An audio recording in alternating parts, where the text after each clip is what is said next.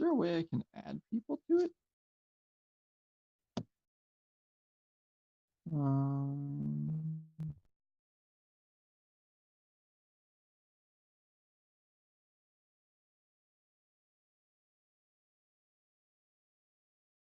Hello?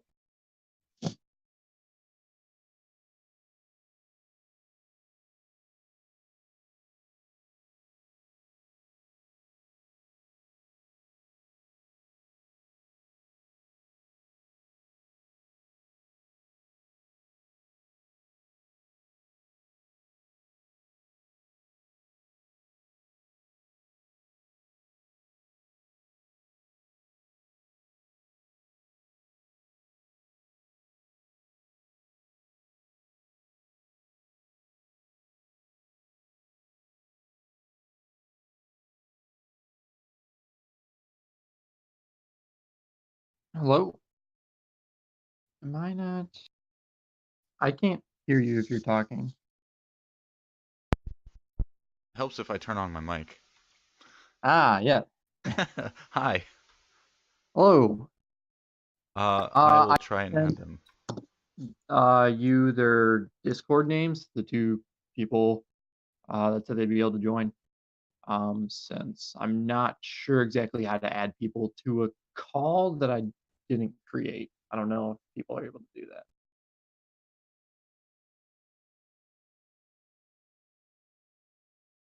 Oh. Okay, I sent them friends requests. Okay. Am I coming through all right? Oh yeah, you sound great. Okay. I'm doing this over the phone using data simply because sometime my Wi-Fi is pretty patchy. So Got like it. multiple times during meetings, I'm like cutting in and out, and everyone's like, "Wait, what did you say?" And then I have to repeat myself. I'm like, I'm just gonna do this over the phone. Probably also helps because the phone probably has a better microphone than my laptop would, anyways. Okay, let's see. Call. Need to be friend. Okay, yeah, I have to be friends to send the friend request. I sent them a friend request. Now I need them to add me. Add friend. Oh. Yeah, let them know I sent them a friend request. Hopefully it gets there quickly. Yeah, just let them know.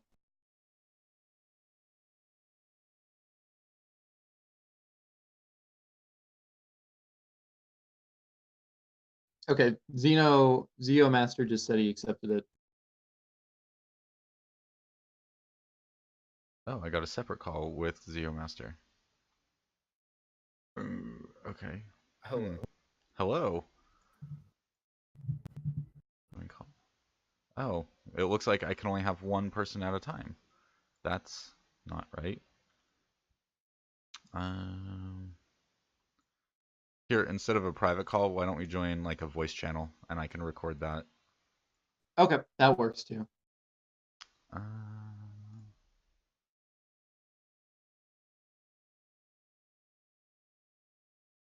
right.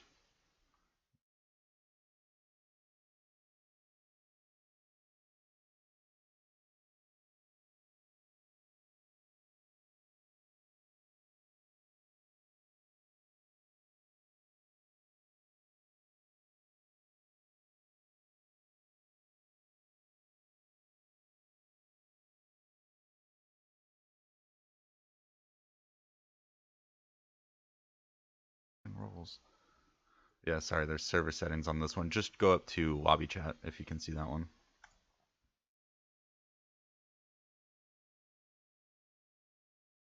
Hello? Hello. There we go. Okay, this is working now. We can do this.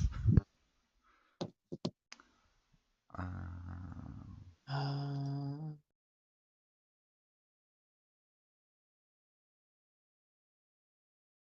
Invite Cal. But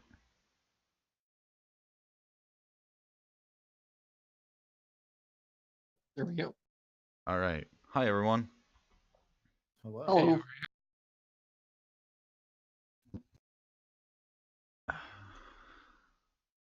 All right, so just a little background on me, just so that you guys know why I'm doing this.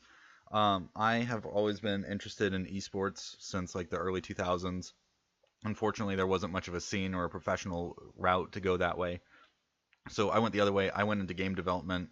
I am a producer at ArenaNet. This is my own side project that I'm running just because I want to get into esports. I am also a writer at Heroes Hype for the North American Open Division for Heroes of the Storm.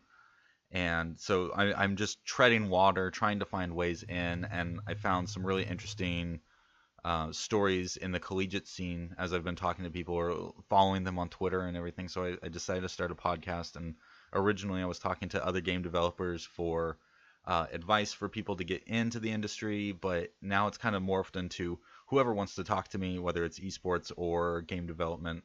And I mean, your guys' news about how you've integrated different disciplines and like there's a whole science side of your campus being involved with esports. So I saw that on Twitter and I thought that was a great narrative and story that maybe you guys can talk a little bit about, but I really want to know more about your club and or is it a varsity team at this point?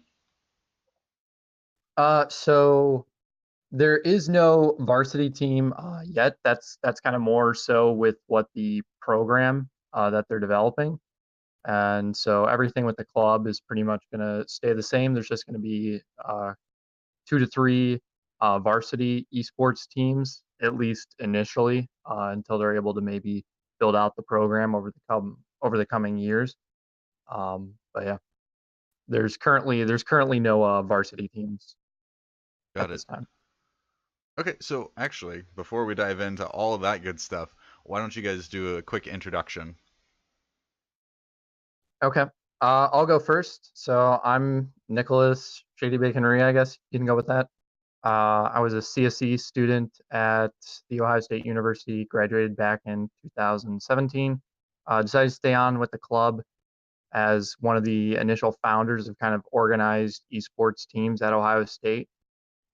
Currently still managing the League of Legends team. That was my initial role, as well as also managing and coaching the PUBG and kind of just generally running things within the organization. I can go next. I just this is my first year with ESI. I'm a sophomore at OSU and in biomedical engineering. And I tried out for the Rainbow Six team and ended up becoming the general manager of the Rainbow Six section of ESI and the team captain of the A team of Rainbow Six Siege. And so far, I've just been coordinating stuff with Rainbow Six and keeping us involved in the current collegiate tournament that we're in. Are you enjoying the championships going on right now? Yeah, those are.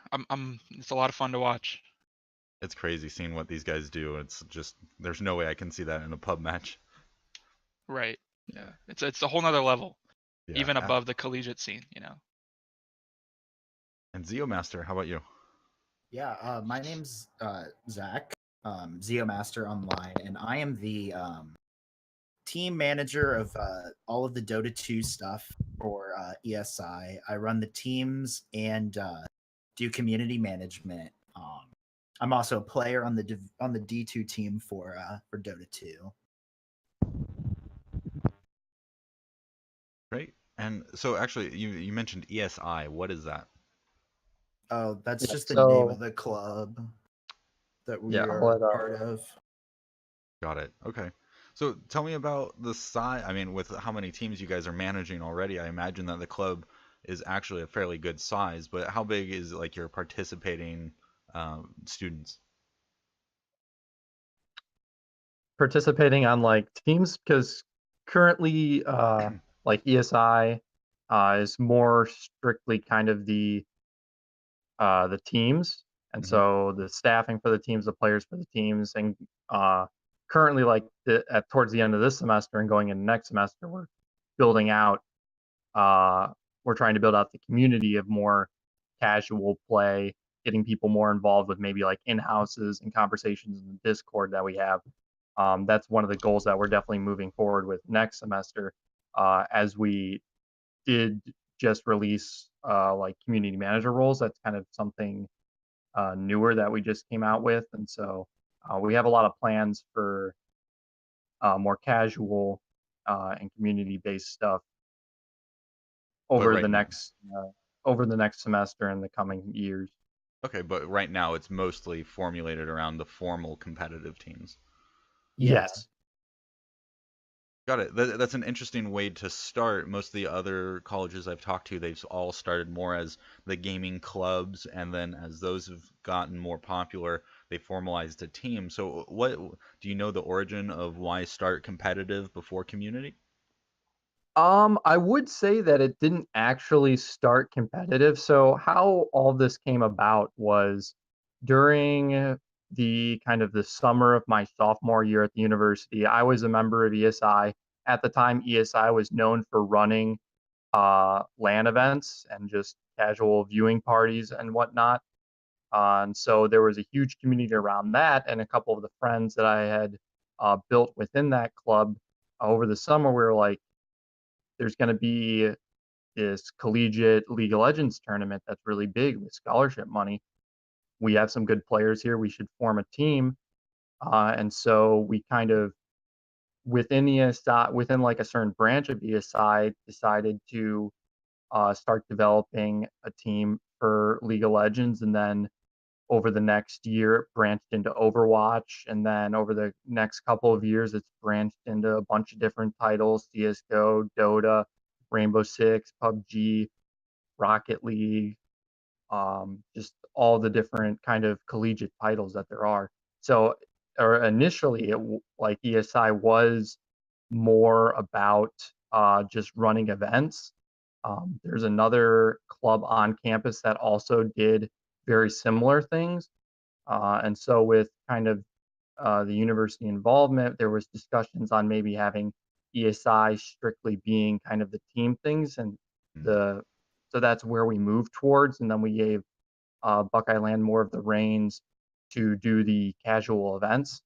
Um, but now we're looking at kind of getting Buckeye Land more involved with us and getting more involved with Buckeye Land, and possibly having somewhat of a merger there, since there's no point in kind of having two separate clubs and dividing up the uh, not really, not like fan base. That's not like the best word for it, but no point in dividing up people's interests.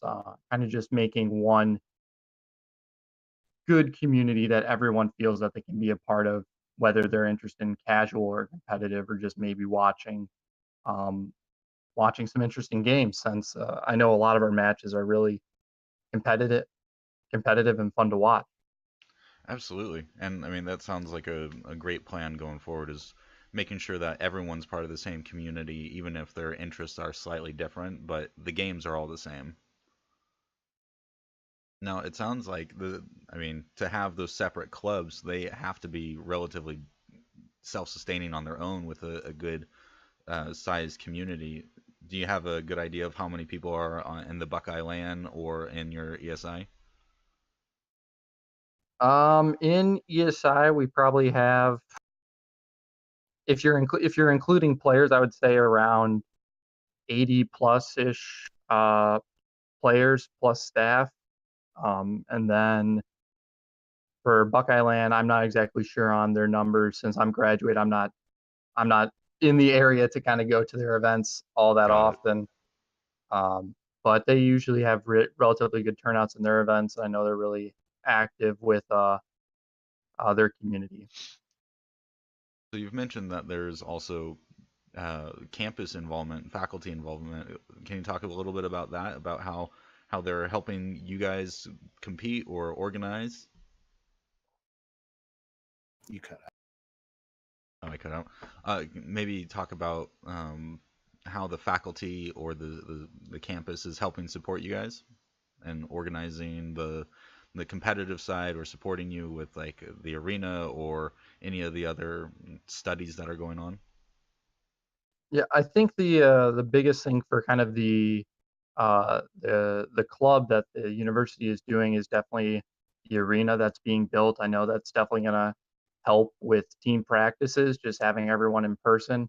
Mm. In the past, uh, some of the faculty of Jim Knoll specifically was generous enough to let us come, and they had some Dell computers set aside that were literally only had League of Legends on them, and we got to use the Fawcett Center to uh, practice in person and play some of our Big Ten Network matches all together at the Fawcett Center there. And so just being in that environment, being next to your teammates, I could tell instantly that productivity and just everyone's play increased by 100% just by all being together in the same room and being able to communicate face to face.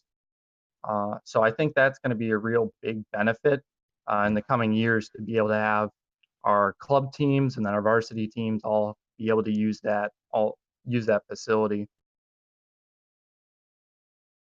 You know the specs of that facility. It sounds like it's going to be fairly big, being able to support probably what 6-on-6 for Overwatch at its biggest, but then also an audience perhaps, or additional being able to support more than one game at a time. I have seen an architectural rendering of it, but I do not believe I'm able to disclose the details of that architectural rendering. Fair enough. So it And it looks very nice, and I'm very excited for once it's completed. I will leave it at that. Fair enough. and I mean, nothing's finalized yet. Even I don't Yeah, believe. nothing's Yeah. finalized yet. But you do know that you are getting an arena. This is just all the preliminary planning. Yeah. Right. Yeah. Got it. Cool. So, I mean, with each of you being kind of the manager and coach, or manager or coach of each of your games, how do you guys interact with each other? Like, what's that hierarchy like within the ESI? But then also relating each of your games and coaching or management styles to each other.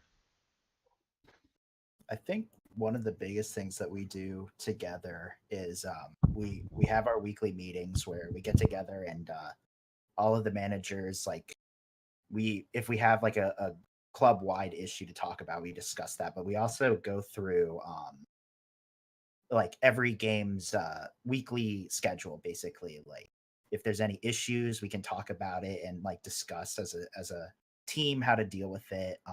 We discuss our team's results for the week if the team is currently active in a tournament, and it I think that helps kind of solidify the group a little bit more rather than just be like the Dota team and the league team. Like, because I know how the league team's doing, I feel like, and I know like what the league teams may be like thinking about right now, or like looking forward to, or how their week went. Like, it helps keep the club a little bit more solidified. Um, and like we can discuss like managerial issues if there's a problem, which usually there's not. Um, I think that we do our best to keep all of the teams together, so to speak. Yeah. I mean, just to add, it keeps everyone kind of like in the loop on how other teams are doing, so everyone kind of has a general idea, of what's going on. No one's like in the dark. And usually, I think team managers will go and report to their teams any important issues or whatever going on in the club. So that way, everyone has an idea of what's going on. Because general announcements and emails and stuff don't always get to everybody, because not everybody like checks all their messages. Yeah.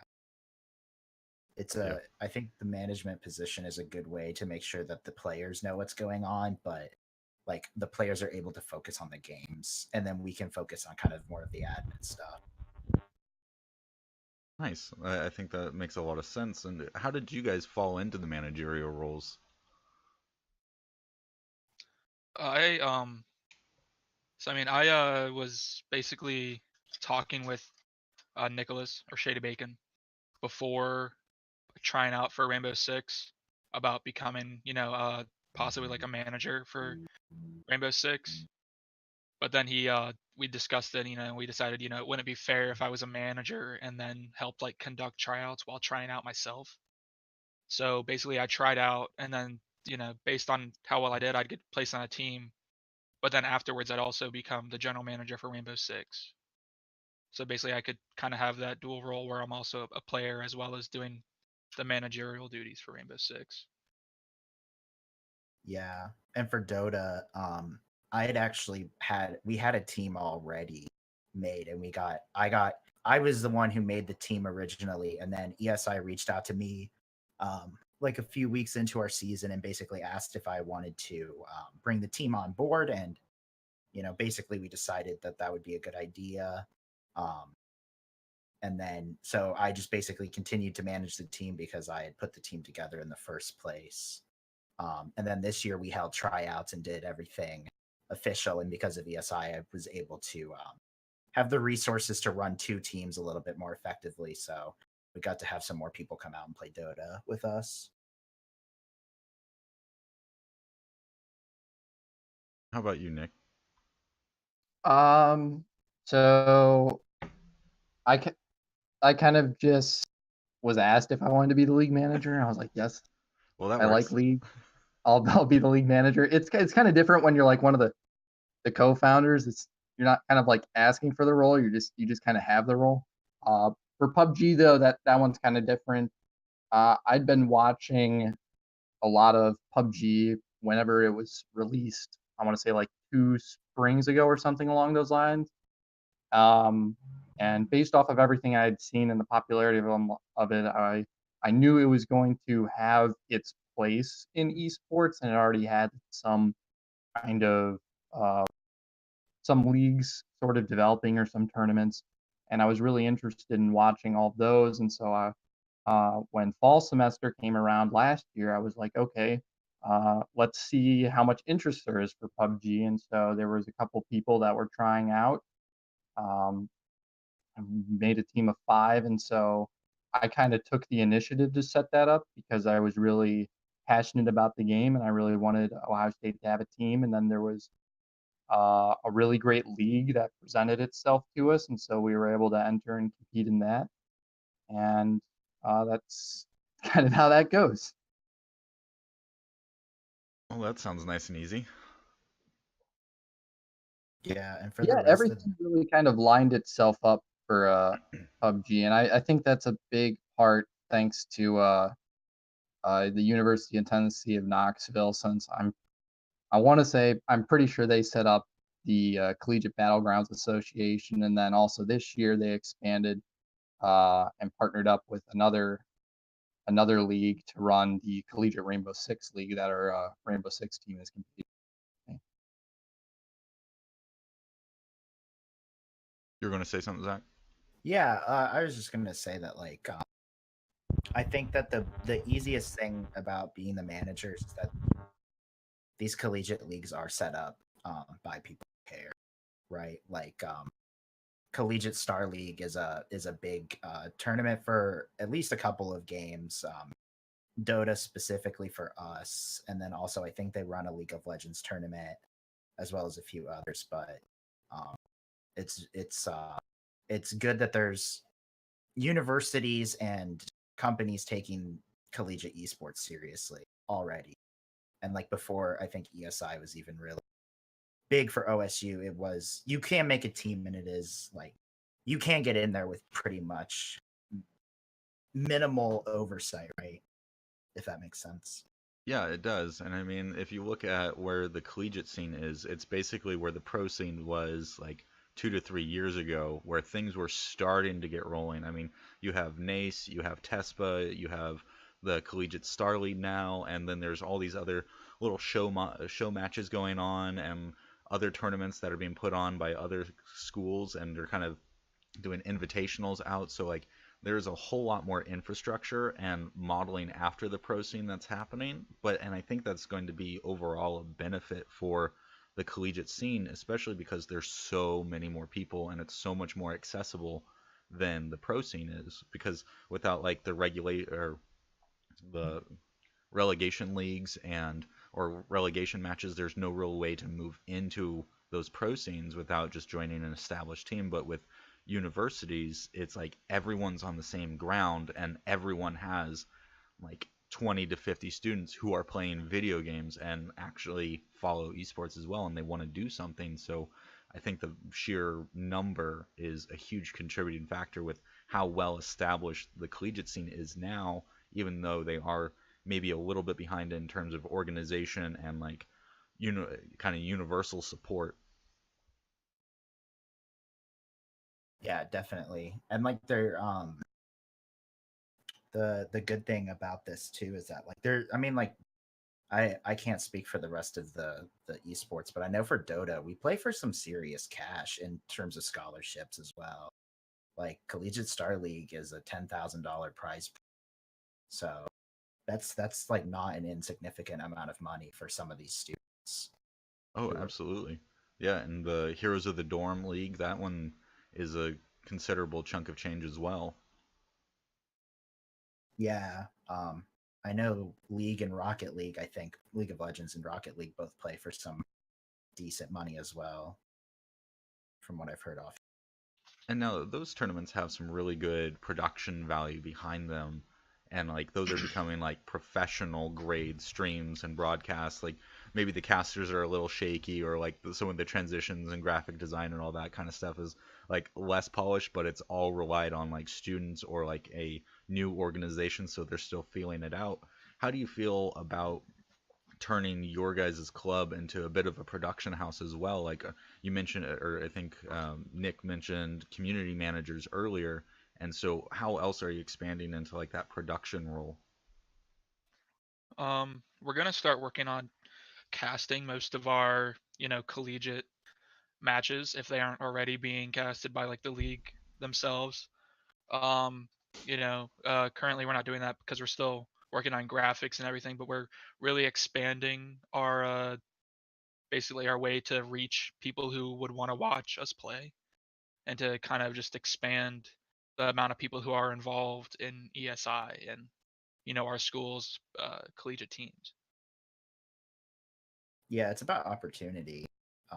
Like we have opportunities for players. I think we want to get more positions out there ran by students and let them have the opportunity to do so. Like we have a graphic designer who's working closely with faculty and stuff to get some graphic designs up for us so that we can Twitch stream, like Cal said, um, and like just opportunities like that for people to broadcast, so they can get some experience in college if they do choose to like try to pursue that as a career, just like these players might want to pursue gaming as a career later on.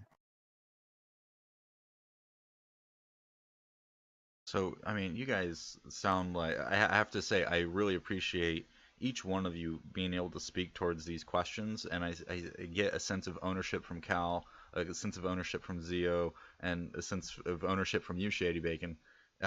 This is great. Like, I'm seeing and I'm hearing a real strong delegation of responsibilities from everyone. And it sounds like there's a lot of core organization. How long did that take for you guys to really settle into? Because I know organizing and managing doesn't come natural or doesn't come easy to a lot of people. Yeah. I think definitely the weekly meetings help a lot for that. And recently, the weekly meetings have been becoming more and more productive because we've been not just kind of talking about what occurred like the past week with our teams individually and what is going to be occurring like next week. Those are kind of like the main topics that we've been discussing in the past accomplishments of the past week and future goals for the coming week. But we've been starting to set up kind of more long-term goals now because of where we feel we are at and kind of the comfort that we feel that we're getting from the university. Um, because in the past we were kind of like, okay, the university's going to take everything over, but that's not the case. Like, university is going to be there to kind of help us, but then they're also developing their triple speared kind of esports or video game program with the varsity, with the medical and research, and then with the academic side as well. And so it gives us a lot of freedom to kind of look at everything that we're doing more long term and how we can improve on it and make it more professional in a sense. And so that's kind of with the community managers and a bunch of the new roles that we are adding, such as production, casting, broadcasts, things along those lines. And so those are things we're definitely looking at developing over the next couple semesters. And I think uh, the kind of big thing is that we are just very open with each other. We don't really hold anything back, and if things need to be communicated, we just talk to each other. You can't make kind of these things work with this many moving parts and this many people if you guys aren't willing, if people aren't willing to like communicate with everyone. And so I think the weekly meetings are definitely probably the biggest reason that we're able to do everything that we are so efficiently. Yeah, I think everyone's really well minded to all of the things that ShadyBacon just said. Like, huge shout out to like every one of our team managers because I mean we come in there, we're efficient. I think that the university's announcement has really lit a fire under us to get some stuff done too. Um, like we mentioned previously, like knowing that a lot of this work will stay or like at least be, you know, around as a legacy, I think has really ignited all of us to put some more effort into this. And the nice influx this year of some community managers, some more games, um, and all of that. And just like I said, great community or like team managers. I think everyone really cares about the team that they're managing. And it definitely shows because everyone's very passionate. Um, and if they're asked to do something or like think that we should do something, everyone says it. So it's a big team effort for sure. For me personally, Rainbow Six is like pretty much brand new collegiately. Like the CR6 league that we're in, it's their first year actually like having a big tournament. So I've been kind of working with the CR6 officials, and everyone's pretty much brand new to the Rainbow Six collegiate scene. So everyone's kind of starting on the same level, and that makes it really easy for team managers and teams to start off because no one's like settled in. There's no like settled in teams or anything like that. So everyone's starting off at the same level and can grow with the league and learn how to work things with the league.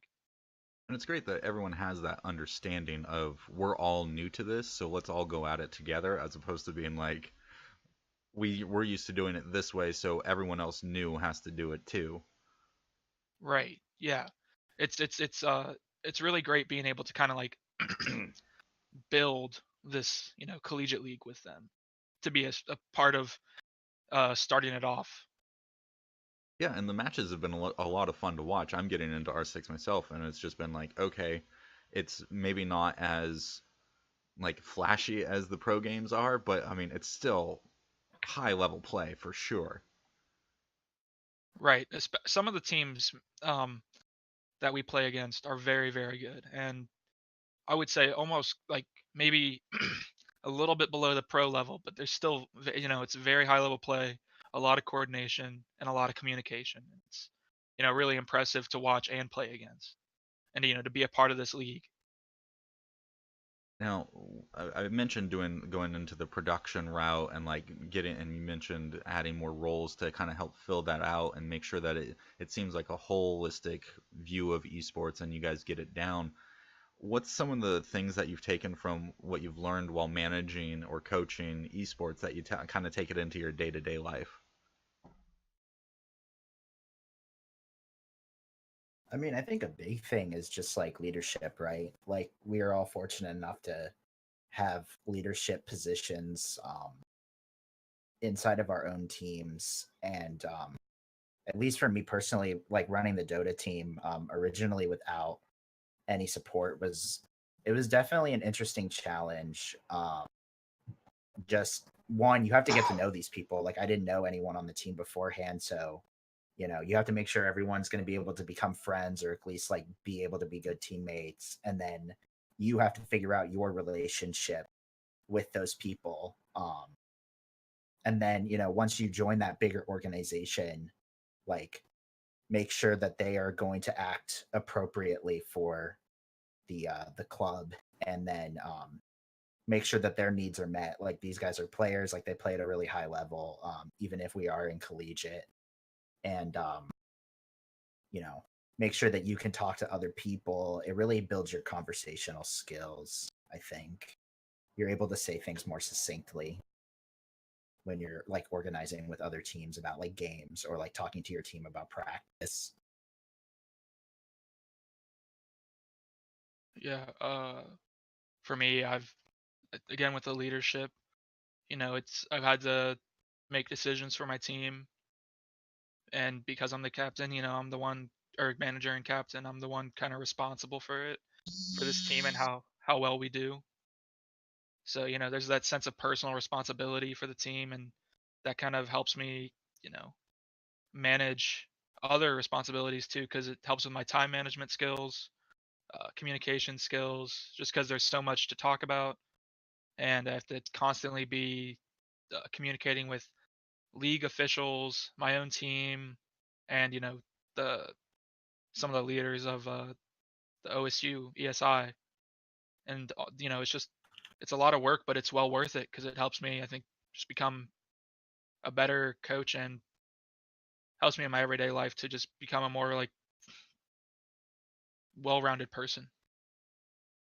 Yeah, I think for me, I've definitely started getting into the habit of making lists, multiple lists uh, for like each of the different teams and everything along those lines. Just definitely increased my organization, and then also kind of just my awareness, since like you are managing a team and your decisions affect the rest of your team, and you don't want those to impact them negatively.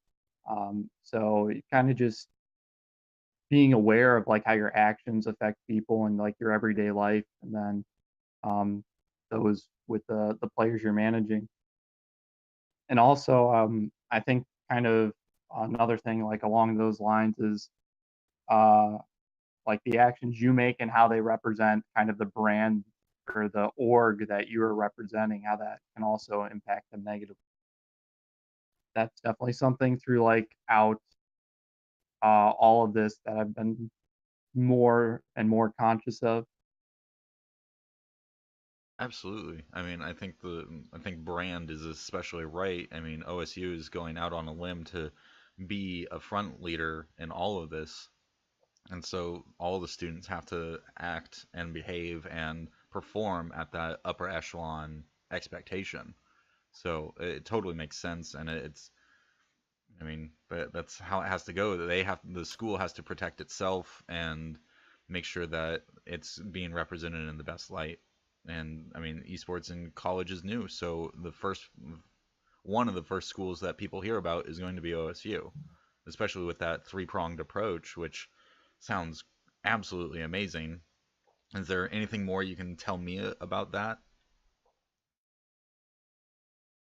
Um, Or if I there's a don't good know how. article? Yeah. So the three prong approach is obviously you got the varsity teams, you have the medical and the research, and then you also have the academic side. Um, I believe there was a really good sheet that had kind of a breakdown of the academic side tentatively, kind of their ideas fleshed out. That was floating around. I'm not sure where that is, but it gave a decent breakdown of kind of more of like the game design side, and then there was also one for business slash sports management, as long as some other kind of interesting areas of study. And then the medical side, I don't know exactly kind of what research they're looking at specifically. Obviously, a lot of it's probably going to be cognitive. I do know that last year the Overwatch team was invited to participate in kind of a small research study where they were hooked up to some very interesting looking equipment from what I could tell from the photos. Unfortunately, I don't know too much about all the different kind of tests that they did, but I know that they all had a really good time doing that and had conversations with the people over in the medical department for that. But yeah, that's kind of all that has kind of been like announced so far or that we're able to kind of talk on. But we're very excited for just kind of see all the cool research that can come out of this since there hasn't been a lot of esports specific research. And I think it's a really good thing to look at on how to kind of protect the athletes uh, based on kind of like maybe bad habits that they're developing uh, or ways to improve their play since a lot of kind of how like these professional athletes for other sports got around was because there was a lot of time and money put into research on how to perform to kind of create this peak athlete in any of the other sports, and a lot of that research has gone into like diet, nutrition, how much you should exercise, how long you should cool down, how to practice so that you can peak at the right time. And I think that's something that's definitely going to become very, very important for esports athletes in the coming years is how to be able to practice so that you peak at the right time. Um, and that was something that was kind of discussed at the esports awards. I forget the name of the uh, one athlete, but during the award, the one guy said that mentioned that the way he was practicing, he was just always peaking at the right time, and I think that's something that a lot of teams will need to figure out so that they can win those world championships. That's definitely something I'm be interested to see. Absolutely. And like complexity, they just put out an interesting YouTube video about them going to like a sports recovery office where they go through all like a few different techniques that are kind of cutting edge and showing how players can recover faster by doing these certain things. They had like a cryo tank where it's like you're in basically a standing up suntan booth, but it can go as cold as like negative 200 degrees. Not that anyone would use that, but like putting people in like super cold temperatures for a short duration of time helps speed muscle recovery, which is kind of crazy that people would do that. But I mean, all of this is kind of cutting edge, and I could see a lot of the same studies coming from your medical field and just understanding player performance recovery, and a lot of that already comes from sports medicine. So seeing the overlap and hearing the discoveries or research that goes on with that, I'm really excited about. I've been watching OSU's announcement closely just to see if there's been anything else coming out. Yeah, I know at least in professional esports right now, like one of the big things, at least in Dota, that's constantly being discussed is like the um overtraining, right? Like, you constantly hear from pros that they're playing 12, 13 hours worth of games a day. Like, um, just recently, like a lot of teams I've seen have started doing like workout sessions and like physically working their bodies too. But like you constantly see that it's just overwork. I know I read an Overwatch League article, like professional, not collegiate, about like people just being burned out because you play the game so much. So I'm really excited to see like this research come out so that we can start to take steps to prevent these players from like being um, worked in the wrong ways, right? It's like exercising a muscle in professional, like football. Absolutely. And now I'm really curious. How do you manage that expectation? Because I mean, all of your teams are kind of looking to the professionals to be like, how do I get there? How do I perform at that high level? And when you have teams saying, oh, they scrim for like 10 to 12 hours a day, and then they go stream for 4 to 6 more hours, and but they barely leave their room, or like they're constantly just working at it and grinding at it, like you're right, that's absolutely overworking it, but because that's the expectation set by professionals, how do you stimmy that when you're at the collegiate level? Well, I know all of our players, have other commitments besides the team. I mean, we're not by any means professionals. Some of us work, jobs. We all have classes going on.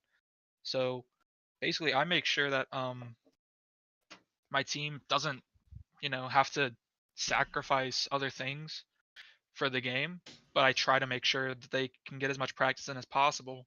So I work with all of my team's schedules, to get us the practice we need to maintain competitiveness, but also, limited enough so that way we're not overworking ourselves and yet causing our performance to actually decrease. Because I feel like there's like a sweet spot of how much practice you do versus like how much is going to actually improve your play. And at a certain point, you end up practicing too much to the point where it's going to make you worse.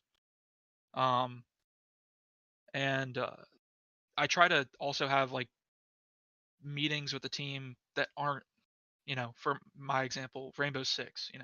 I try to, I'll set up the team lunches or something like that where we're actually meet in person and hang out and just talk and help us form those bonds and our communication skills, because I think that's still super important, meeting in person, to how a team can communicate. As we learn more about each other, we're able to understand how each other are gonna how like the other players are gonna play, and what we're gonna do in certain scenarios and how to help each other out. And it just there's other ways to improve your play to get to the professional level, in my opinion, than just nonstop, playing your game of choice. Yeah, I think classes are the big reason why I don't think that'll ever be, or maybe won't be as much of an issue. Like, I know that for the Dota team, like midterms are important. A lot of my players are engineers and they have very rigorous schedules. So like we play quite a bit. Like my D1 team plays a substantial amount of Dota, but they were going to anyways. So the team kind of helps structure the practice, and they have consistent playing partners because they have the team, rather than just like solo queuing on ladder or this, that, or the other thing. But like, I think that as a club, like all of the managers take it very seriously when like classes come first. We are students. We don't want people failing classes because they're on these teams. We do require like good academic standing in the university. And like, I think that if any of, like, I know for me personally, and I'm sure all of the other managers are like this, if somebody said, hey, my grades are dropping because we're playing too much, like I would make sure that that person got the time that they felt like they needed. Totally. And I mean, that's just being super responsible. And I love hearing that you guys hold your team to that good academic standing.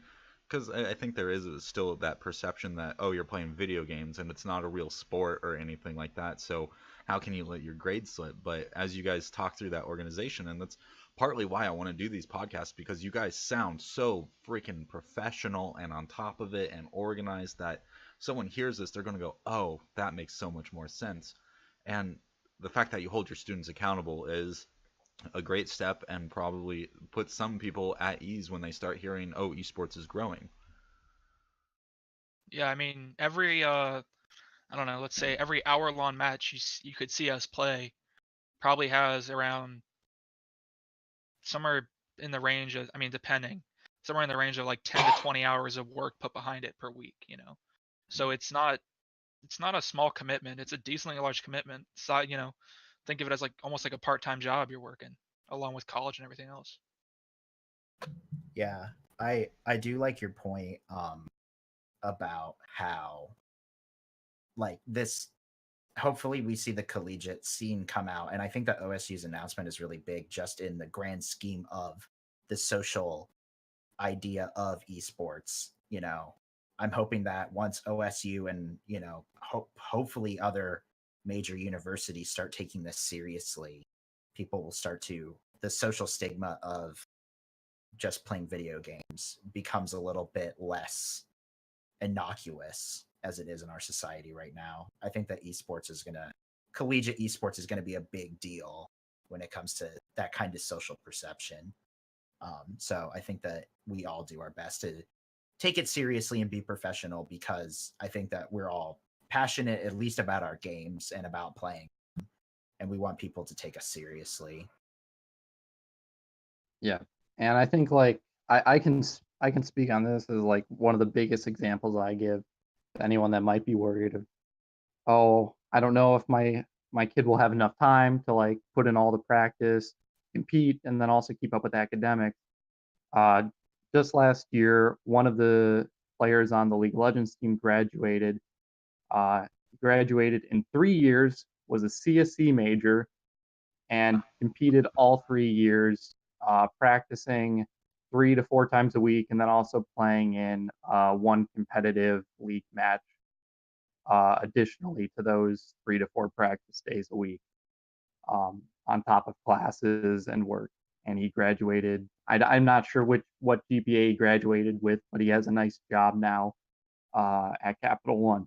So, Solid. and on top of that, he got $5,000 in scholarship each year for competing in the BTN league. So That's a I great know. success story. Yeah. that's like my ideal success story. But I mean, I imagine a lot of the other players have similar experiences or stories that they could tell. That's one that I know simply because I managed the team. But I imagine every team at like all the players are kind of along those lines. Yeah, definitely. I know that we run very heavily into the STEM majors, engineering, math, and science, and that kind of stuff. But of course, there are like arts and sciences majors too, like myself, and business majors are pretty popular. But those are all really hard majors. I mean, going to college is difficult. Um, and a lot of my players have jobs, like part-time jobs on top of this. So, and they're, all doing very well. So, it's definitely possible. With the right managers and coaches and support, absolutely. I imagine that there's got to be a poor example of what you guys are doing or and successfully doing, and that there's probably a manager or coach pushing a team so too hard, and they're letting their own aspirations get in the way, which is kind of why I'm really surprised that more colleges, faculty, and like schools themselves aren't getting on board to kind of help protect themselves and protect their students and their credibility, because I mean, like, students are taking this very seriously, but there's opportunity where this could go really badly very quickly, for the school itself. So I'm really surprised that more schools aren't hopping on board with this. Like Arizona State University, probably one of the biggest populations of college students in a single area, also like one of the biggest online student bases and one of the biggest esports clubs I've heard of actively 900 players, casually and competitive, playing regularly, whether it's a LAN or online events that they organize, and yet the school has nothing to do with that, and that blows me away. Yeah, I think that's unfortunately the case for a lot of universities. Um, I know Penn State is also one of the universities that has a really large esports following on campus and a very large casual community. And uh, if I remember correctly, they were kind of one of their club was kind of at the forefront of getting the Big Ten Network League together in like a Big Ten league together. And then obviously the Big Ten Network League came around, and they didn't compete in it the first year because the university wouldn't let them, which is really unfortunate. I mean, they have a really great esports club. All their teams are super good and super competitive. So it's unfortunately the case for a lot of universities, and I think we're really blessed that Ohio State has kind of come in, has been really accepting of it, and has taken their time to really learn as much as they can about esports and everything that it can offer. Um, either like in an academic sense from career building with kind of like some of the staff positions we opened up, or even just generally building you up as kind of like a person. Yeah, that is a tremendously sad story that they couldn't compete in something that they organized. And you're absolutely right. Like, this is still very new for a lot of colleges, like majority of colleges. I liken it to a land grab. I mentioned earlier that it's like a whole lot of schools are getting in, and they're getting in at equal footing as other universities. And I mean, that's still very much the case, and that'll be the case for the next year or two, but or maybe 3. But I mean, we're already seeing those formulating leagues and relationships and expectations at the collegiate scene. So they're kind of missing out on being in the forefront. But I mean, someone's got to be last, I guess, which is just sad. But I mean, that's the way it goes sometimes. Yeah, I also think that like unofficially a lot of this stuff matters too. Like I don't know maybe about the other leagues, but Dota is a pretty tight-knit community. Like um you know who's good and you know who cares. Like Rochester Institute of Technology, I think is big with all esports, but like Dota especially, like I follow their Twitter. They're constantly pimping out esports stuff. They're constantly talking about all of the, all of the events going on, doing watch parties, this kind of stuff. So I mean, there are schools that are taking it seriously, and like, um, I would suspect that like, if your clubs are taking it seriously, like you're going to be approached for these official leagues coming up, um like I know that like in Dota, OSU is pretty big. I've been approached to come to other schools to play. Unfortunately, like that hasn't worked out yet, but like people know us, and like we know other teams. So like if the university were to ask us who we should be forming leagues with, like that information is available. So it is unfortunate that like some of these schools clubs aren't able to compete at the same level, because like it's just a competitive disadvantage. Yeah, All and right, I, guys. I think, Oh, go ahead. Sorry. sorry, sorry about that. I think kind of OSU's announcement has definitely lit a fire under a lot of universities because they're like, if Ohio State, one of the largest student body populations in North America, uh, can get an esports program together and make one successful and uh, sustainable for like the coming years, like that just shows that any university can do it pretty much. Obviously, like Ohio State has a lot of resources and whatnot, uh, but still, I think a lot of universities would be able to replicate their framework, and definitely a lot of the larger universities that have been kind of withholding, kind of breaking into esports. And I can imagine, I would imagine Michigan's probably scheming some stuff up right now. Uh, but yeah, so that'll be interesting to see, because the Ohio State Michigan rivalry is really strong outside of esports and also extremely strong in esports.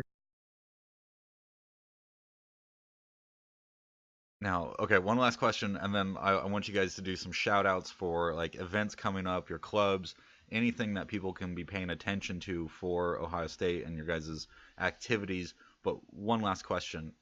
Has there been any discussion of that Ohio State versus Michigan rivalry show match? Because Ole Miss and Mississippi State just held their Egg Bowl rivalry a couple weeks ago. Actually, it might have been early October. But they did like 7 different games, and it was just an all-out match in an arena that was staffed up and put together. They did I think it was an 8-hour stream of this. Have you guys reached out to do any of that kind of rivalry play? We have not reached out yet, but it's definitely something that's been on my mind since I saw that the Egg Bowl rivalry match. That was I don't think we'll be able to do anything that grandiose, but it's definitely something that I'm thinking about. Maybe it would also include other Ohio teams, since I know Akron's only like an hour away. We could do something with them too. That would also be really, really interesting and fun. The possibility, there's a lot of different possibilities that I think we could do for kind of those types of events, since there's a lot of really good competition that's close by. And I mean, Michigan's like they're like a 3 hour drive away, so that's not too bad. Um, if we were gonna do it in person, obviously you can always do these events online. Um, but I think we'll have to hold off to further discussions on uh, kind of till next semester and maybe even next year. I don't know if we'll get around to doing something along those lines this year. It's not outside the realm of possibility, but it's definitely something that we would want to take our time to plan, because we would want to make sure it looks as good as possible. Absolutely, and that makes total sense. I was just curious to see if there was any of that already working. Why don't you guys just go down the list and like talk about where people can reach out to you if you like, or if you just want to give shout out to your club members, by all means, give it out there, because I've really enjoyed this conversation. You guys have a great plan and a great organization behind you, and you guys are, it sounds like you guys are doing a really amazing job, and I really enjoyed talking with you. So if there's any other stuff coming up, please shout it out now or let me know on Twitter, whatever, and I am happy to broadcast what you guys have going on. Well, I think for the most part, most kind of teams are rounding out for the semester. I know our collegiate Rainbow Six team is going to be playing in the playoffs. Actually, both of our teams are going to be playing in the collegiate R6 league. But as for kind of like how to get a hold of us, at OSU Esports on Twitter, for pretty much general game updates. We'll be posting out tweets on if anything's broadcasted, match results, events, any possible staff openings for OSU students. And then if you want to join our Discord, we have like a verification bot for OSU students, or if you want a guest pass, you can get a guest pass. Easy, you just type in the guest channel, hey, I want a guest pass. But that is go.osu.edu/join ESI, and ESI is in all caps. I'm pretty sure there's you have to capitalize that in order to get the Discord invite. But that's pretty much everything. But yeah, I'll let Cal and Zeno. I know their teams are still competing, so I'll let them. So,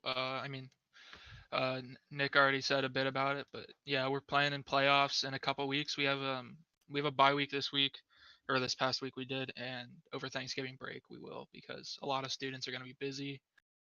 But the playoffs start the week after that, and over the course of 3 days, it's going to go from 32 to one winner. So, and I know a lot of the matches are going to be streamed through Collegiate R6 on Twitch, and that's just, Collegiate R6 on Twitch. And that's where you can catch a lot of the games, or especially the most interesting ones. I know if we do well, like I know we will, we're going to be playing against the number 1 seeded team in the 3rd round. So it should be a good time for everyone involved. But then, yeah, that's about it for the rest of the season for us.